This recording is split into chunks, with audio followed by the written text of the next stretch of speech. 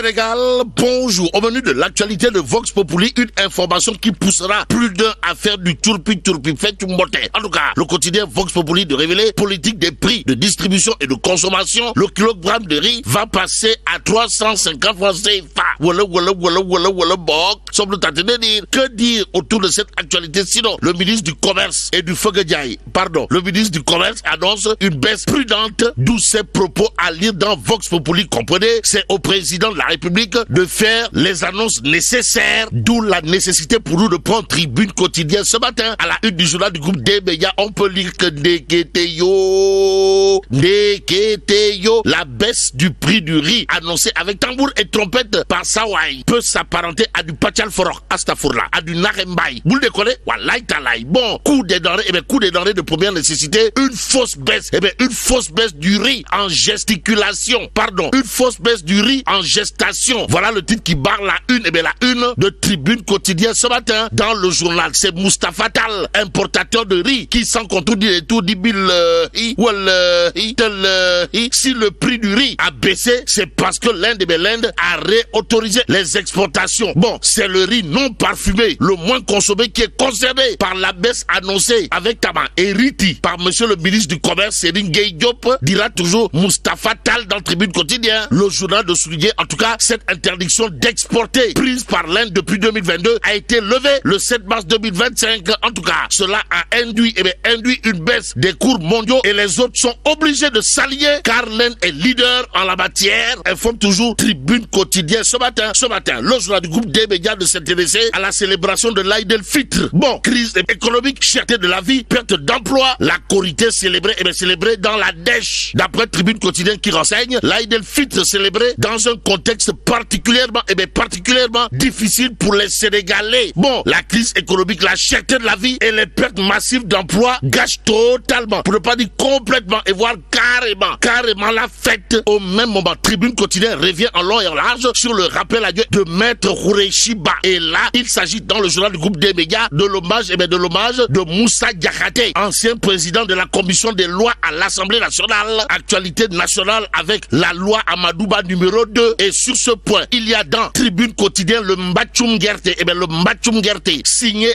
Adji Diarra Mergane Kadouté. En tout cas, Adji Diarra Mergane Kadouté, coordonnatrice de la coalition Ensemble pour demain, de considérer à plus d'un titre dans Tribune quotidien que cette loi d'interprétation est dangereuse. En d'autres termes, loi Amadouba numéro 2 Radim. Voilà ce que dit Adji Diarra Mergane Kadouté, coordonnatrice de la coalition Ensemble pour demain dans Tribune quotidien. D'où notre intérêt de prendre Sud quotidien. À la une du journal du groupe Sud Communication, il est écrit proposition de loi interprétative de la loi d'amnistie numéro 2024-09. Le débat ne s'estompe pas. En tout cas, le débat sur la proposition de loi interprétative de la loi d'amnistie est très loin de connaître son épilogue. Nous livre en tout cas Sud quotidien ce matin.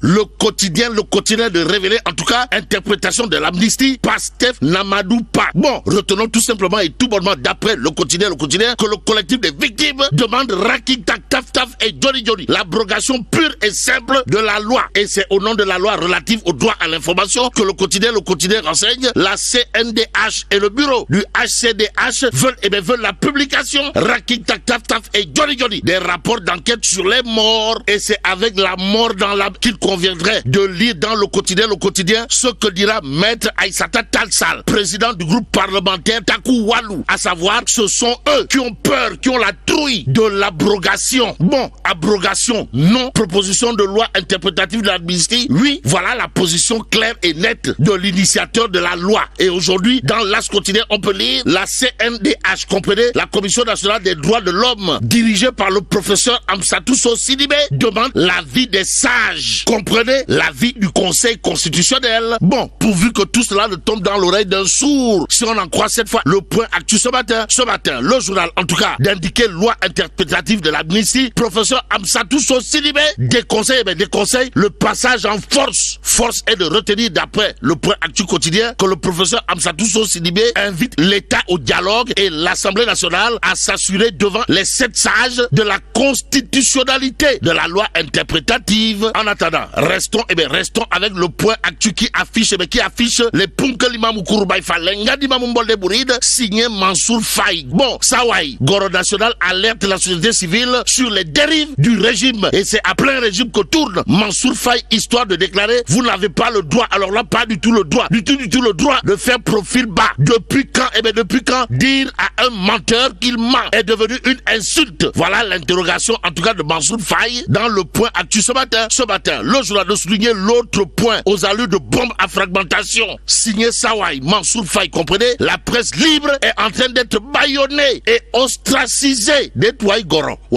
Bon, chers concitoyens, nous n'avons pas le droit, alors là, pas du tout le droit de fermer les yeux sur ce qui est en train de se passer dans ce pays, dira aussi Mansour Faye, avant d'ajouter, et je m'adresse singulièrement à cette respectable intelligentsia. Et c'est avec beaucoup d'intelligence et de science, avec conscience, que Direct News s'intéresse à Badara Gadiaga, chroniqueur international et universel mondial de son état. Et en l'état, Direct News de révéler paysage médiatique, Badara Gadiaga, chroniqueur, une voix qui s'impose. Bon, c'est à travers l'émission Jack Carlobi sur la TFM que le grand public a découvert son talent, le talent de Badara Gadiaga. Explique bien entendu Direct News au journal d'ajouter ses interventions toujours basées sur des faits précis et irréfutables témoignent de sa perspicacité. Toutefois, son franc-parler a parfois suscité des réactions vives, informe toujours Direct News avant d'ajouter l'illustration la plus parfaite a été servie avec sa dernière sortie qui a soulevé un tollé monstre du côté des pastéfiens. Bon, fidèle à ses convictions et ses principes, il refuse catégoriquement de céder à une quelconque pression, d'où qu'elle vienne. Note toujours Direct News, le journal piloté par Pape Diogoy Faye ou le lion de Niakor d'ajouter, il est le fils, Badara Gadiaga est le fils de feu Bachi Gadiaga.